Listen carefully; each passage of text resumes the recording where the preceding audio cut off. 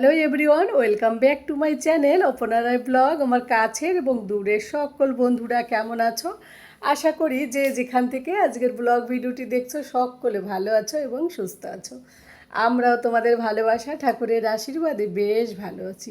প্রতিদিন তোমাদের সঙ্গে ব্লগ শেয়ার করি সকাল থেকে। আজ আর সকাল থেকে না, আজ পুরো দুপুর হয়ে গেছে ব্লগ শুরু করলাম তোমাদের সঙ্গে অলরেডি।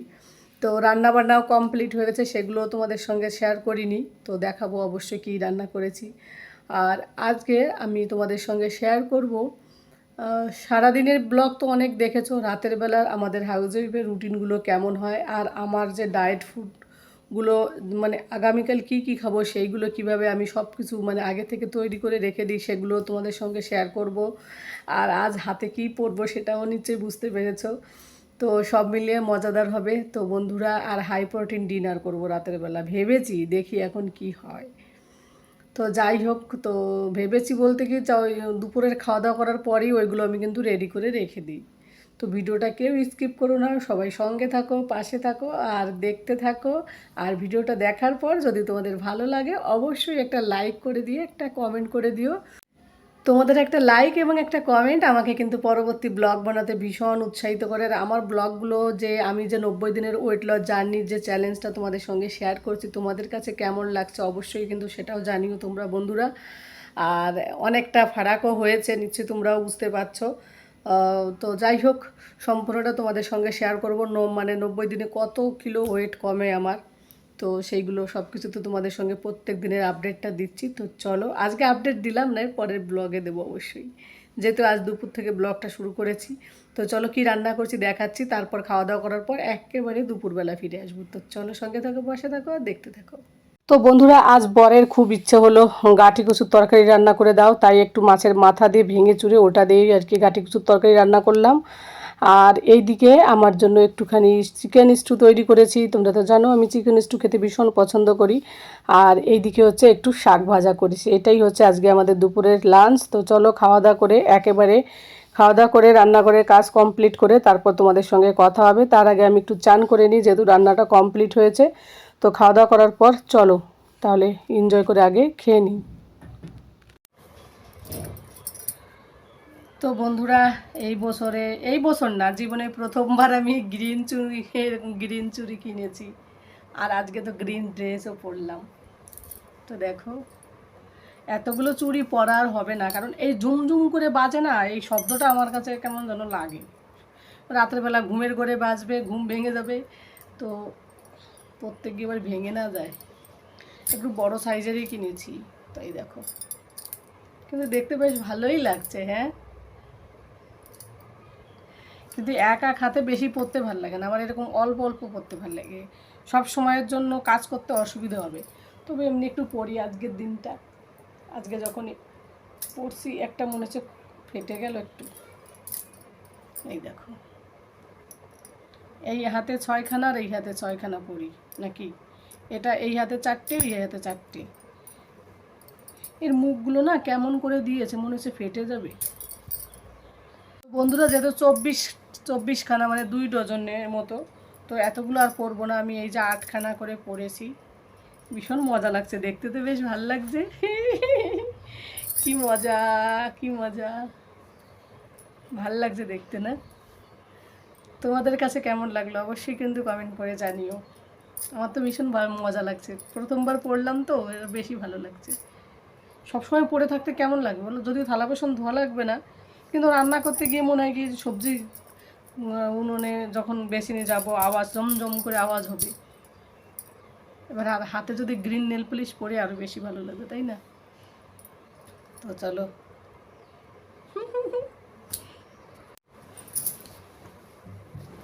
এই বাবু, এই দেখো কি পরেছি, দেখো কেমন লাগছে দেখতে আমাকে। ভিডিওতে তো খুব সুন্দর লাগছে, গ্রিন ড্রেস और मेरा ग्रीन चूड़ी। आ जाओ,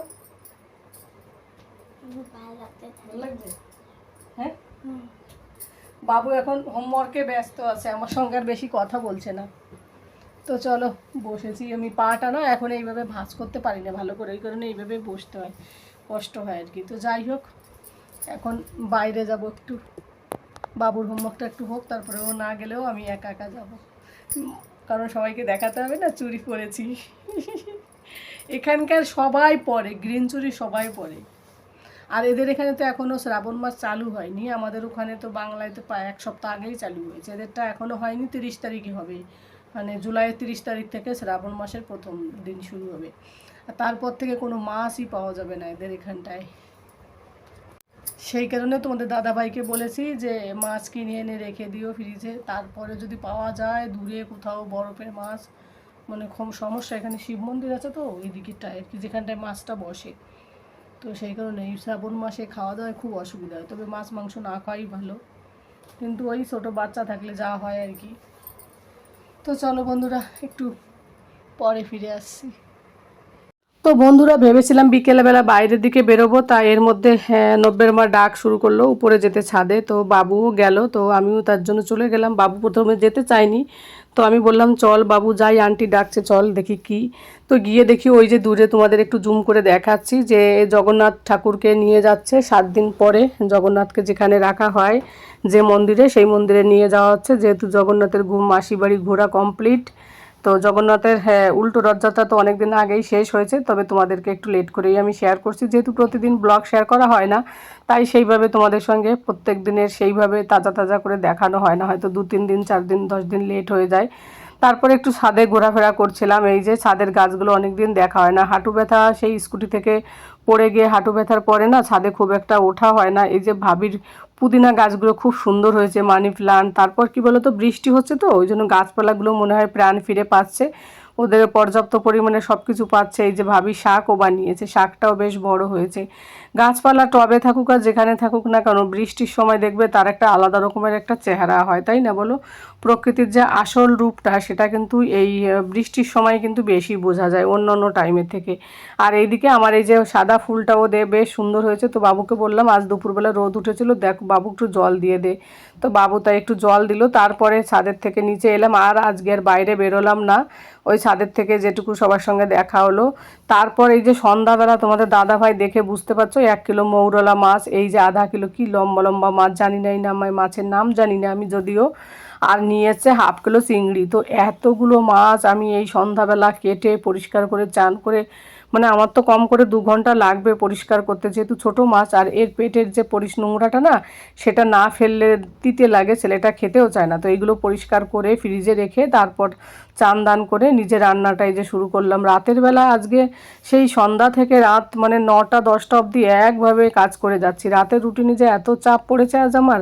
তারপর এই যে আমি একটুখানি চিকেন মিক্সিতে গ্রাইন্ড করে একটু বেসন দিয়ে, এই যে এটাই হচ্ছে চিকেন টিক্কা আর কি, তো এইটুকু রেখে দেবো, এতগুলো খাওয়া যাবে না। তো গুল্লু এখান থেকে খাবে, একটু তেল ব্রাশ করে দিয়ে কিন্তু এটা আমার খাওয়া হয় হাই প্রোটিন ডিনার। আর ওয়েট লস করতে কিন্তু চিকেনের এই রেসিপিটি ভীষণ ভীষণ আমাকে হেল্প করে বন্ধুরা, তাই ছোটো ছোটো জিনিসগুলো তোমাদের সঙ্গে একটু শেয়ার করি আর কি, যেহেতু ওয়েট লস জার্নিটা তোমাদের সঙ্গে শেয়ার করছি। তারপর এইগুলো খাওয়া দাওয়া করার পর, যেহেতু মাছ কেটে অনেক কষ্ট হয়েছে, 2 ঘন্টা লেগেছে, তারপরে যে চান দান করে খাওয়া দাওয়া করে তারপরে যে তোমাদের দাদা ভাই আবার কিছু কিছু জিনিস নিয়ে এলো, সেইগুলো একটুখানি পরিষ্কার পরিচ্ছন্ন করে রেখে দেবো। আর সকালবেলা ঘুম থেকে উঠে তোমরা তো জানো আখরুট আর হচ্ছে আমন্ড বাদাম, এটাই হচ্ছে আমার মানে প্রথম ব্রেকফাস্ট হয়। তো এইটা জলে ভিজে রেখে দিচ্ছি, এখান থেকে গুল্লুকে দেওয়ার চেষ্টা করি, গুল্লু যদিও খেতে চায় না, তোমাদের দাদা ভাই আর আমি প্রতিদিন এটা খাই আর কি, খাওয়া হয় আর কি আমাদের সকালবেলা, তোমাদের দাদা ভাইকে দিই, ও খেয়ে তারপরে অন্য খাবার খায়।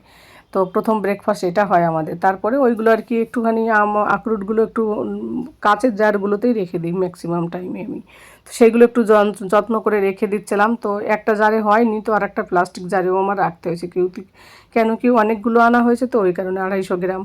তো এরপরে ভেবেছি অনলাইনে অর্ডার করব, তাহলে হয়তো আরও ভালো আসবে। আর এই যে এইদিকে ফ্ল্যাক্স সিড পাউডার করে রেখে দিলাম, আর এদিকে জোয়ান, জিরে আর হচ্ছে মৌরি 3টে সমান ভাগের দিকে পাউডার করে রেখে দিয়েছি। তারপরে এই যে নিয়েছে আঞ্জির কোনোদিনও খাইনি, এই প্রথমবার খাচ্ছি। তো দেখো এইগুলোকে ডুমুর, কিন্তু পাকা ডুমুরটাকে এইভাবে বিক্রি করে 1200-1250 টাকা করে কিলো, বাপরে। তো সেইগুলো একটু ভিজিয়ে ভালো করে ধুয়ে ভিজিয়ে রেখে দিলাম। আর দই বানিয়ে রেখে দিলাম। তো ডায়েটে আমি প্রায় দইটা ব্যবহার করি। আর তোমাদের দাদাভাইকে বললাম অ্যাপেল নিয়ে এসো, যেহেতু মাঝে মাঝে একটু মিষ্টি খেতে ইচ্ছা করে, তখন একটা অ্যাপেল খেলে আর মিষ্টি খাওয়ার চাহিদাটা থাকে না। আর এইদিকে সকালবেলার আমার ব্রেকফাস্টের ওটস আর হচ্ছে দুধ আমি এইভাবে মিশিয়ে রেখে দিলাম, দইটা ছিল না ওই জন্য দুধ দিয়ে ভিজিয়ে রেখে দিলাম, কারণ এইমাত্র দই বানিয়ে রেখে দিলাম, যেহেতু এখনও দইটা তো সেই গতকাল হবে, সেই কারণে দুধ দিয়ে ওটসটা ভিজিয়ে রেখে দিলাম, সকালবেলা অ্যাপেল দিয়ে ওটা স্মুদি বানিয়ে খেয়ে নেব। আর তারপর সব শেষে রাতের বেলা আমার ডিনারের খাবার হচ্ছে ওই যে কি বলে ওটাকে, কি টি যেন বলে, ওটা আমি নিজেও ভুলে গেছি, ক্যামোমাইল টি। তো ওই চাটা খেলে কি হয়, রাতের বেলা ঘুমটাও বেশ ভালো হয় জানো তো। আবার তোমাদের দাদাভাই আরও অনেক কিছু এনেছে, এদিকে ছাতু টাতু এসব এনেছে, তো সেইগুলো একটু গুছিয়ে রেখে দিলাম চিড়ে। তো আর অ্যাপেলগুলো ধুয়ে দিলাম, এগুলো সব ফ্রিজে ঢোকানো হবে। এখনও ওদের রান্না কমপ্লিট হয়নি, তো আমার এই করতে করতেই 10টা বেজে গেল, প্রায় 9:30টার মতো আর কি। আর এইদিকে আবার পেঁপে এনেছে আমার জন্য, এই ফল আমি প্রচুর খাই জানো তো ডায়েটে। তো এরপরে ওদের জন্য রান্না করব, 9:30টার বেশি বেজে গেছে, 10টা বাজতে গেল, আজ খেতে অনেক দেরি হয়ে যাবে ওদেরও জানো তো। তো যাই হোক বন্ধুরা, এইগুলো কাজ করতে করতে আমার আজ অনেক দেরি হলো। আর রাতের বেলা মানে যে আমরা বসে থাকি তা কিন্তু নয়, রাতের বেলা দেখবে আর সকালবেলা এই দুটো টাইমে হাউস ওপরে আমরা বেশি বিজি থাকি, তাই না বলো। আর এত বড় একটা পেঁপে এনেছে, আমি তো পেঁপেটা দেখে ভীষণ খুশি হয়েছি জানো তো। একদম সস্তায় ডায়েটের এই খাবারটা, পেঁপেটা কিন্তু ভীষণ জরুরিও হয়, এটার মধ্যে কিন্তু আয়রনও থাকে প্রচুর পরিমাণে, ফাইবারও থাকে। তো যাই হোক বন্ধুরা, আজকের আমার এই রাতের বেলার রুটিনের ব্লগ ভিডিওটি তোমাদের কাছে কেমন লাগলো সেটাও কিন্তু জানিও। আর ডায়েটের যে সব খাবারগুলো নিয়ে আসা হয়েছে, যেগুলো সব কিছু ঠিকঠাক করে রেখে দিলাম, সেগুলো যদি ভালো লাগে অবশ্যই জানিও। আর যে যেখান থেকে ভিডিওটা দেখছো সকলে ভালো থাকো, সুস্থ থাকো এবং সাবধানে থাকো। এর পরবর্তী ব্লগে তোমাদের সঙ্গে দেখা হবে। আজ এই পর্যন্তই, এখন আমি খুব বিজি, এখন আমাকে ডিনারে রান্না করতে হবে তোমাদের দাদা ভাইয়ের জন্য। তো টাটা, গুড নাইট।